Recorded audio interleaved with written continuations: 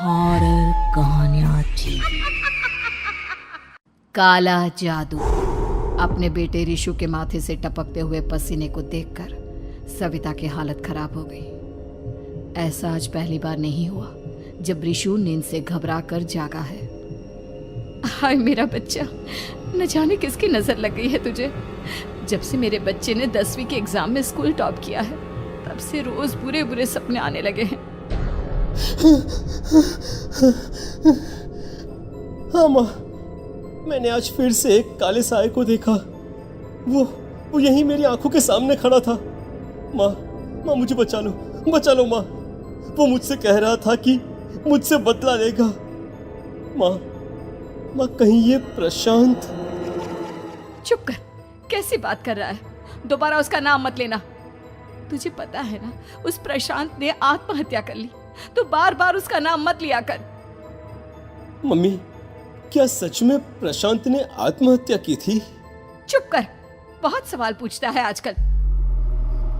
और फिर रात के वक्त सविता के पूरे घर में एक अजीब सा काला धुआं छाने लगा। गहरी नींद में सोई सविता की जैसे ही आंख खुली उसका दम घुटने लगा।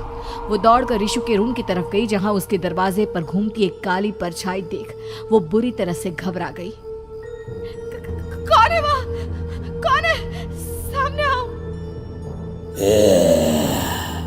ये मैं हूँ, तुम्हारी काली करतूत।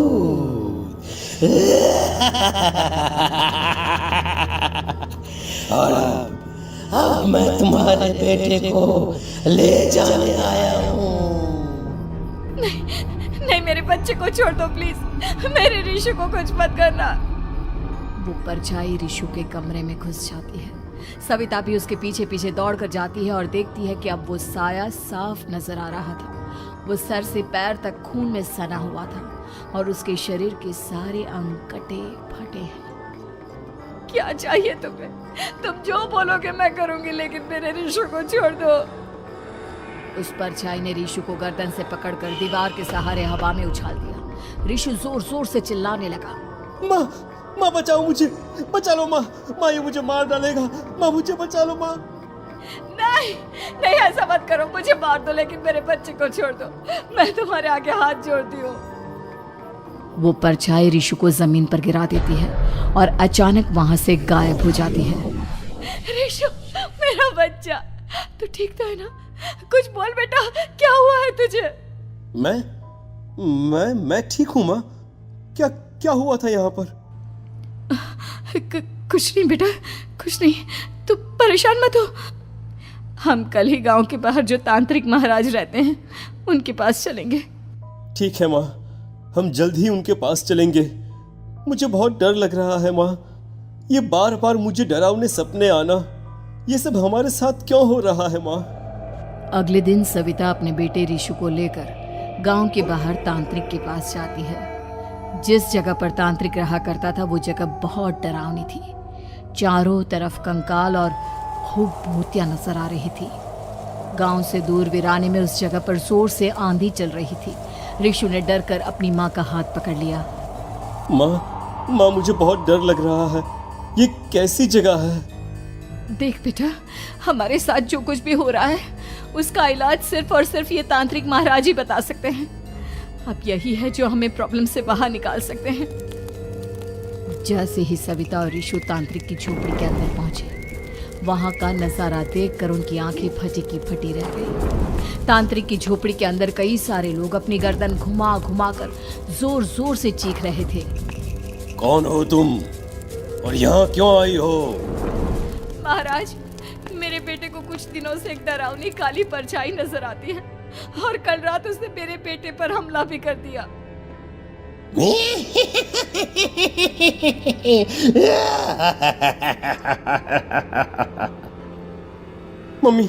मम्मी हमें यहाँ से चलना चाहिए।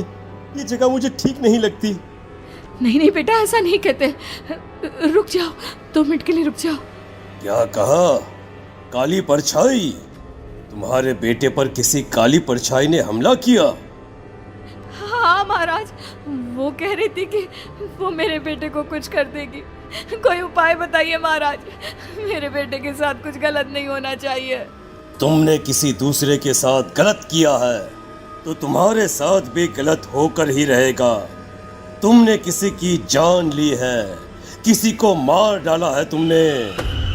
नहीं महाराज, मैंने ऐसा कुछ नहीं किया। मैंने किसी की जान नहीं ली। मुझे कोई उपाय बताइए। लगता है तुम इतनी आसानी से नहीं मानोगी। मैं तुम्हें अभी उस काली परछाई से मिलवा देता हूँ और वही सारा सच तुम्हारे सामने लेकर आएगा। सविता और ऋषु ने डर के मारे अपनी आंखें बंद कर ली। तभी अचानक तांत्रिक की झोपड़ी में अजीबोगरीब आवाजें गूंजने लगी। सविता और ऋषु बुरी तरह से कांप रहे थे।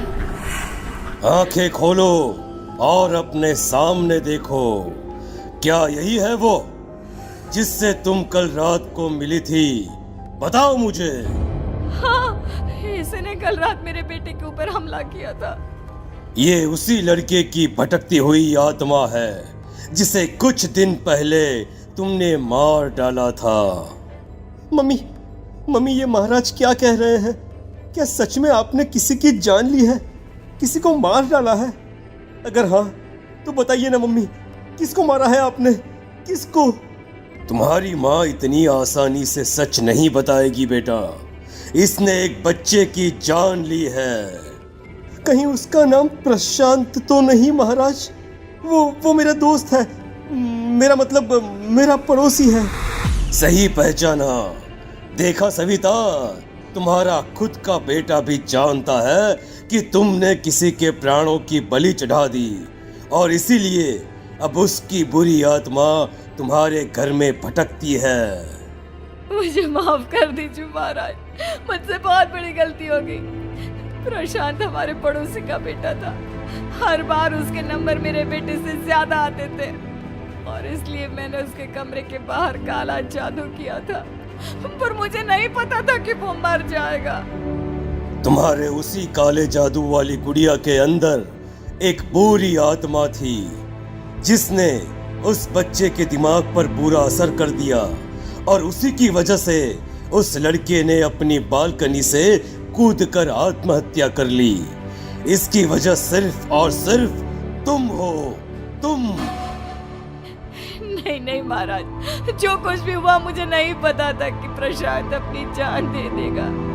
प्रशांत की आत्मा इस वक्त तुम्हारे सामने खड़ी है, हमसे बात करना चाहती है। बोलो क्या कहना चाहते हो?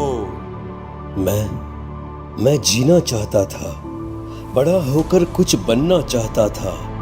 आपके बेटे से मुझे कोई परेशानी नहीं थी। अरे वो तो मेरा अच्छा दोस्त था।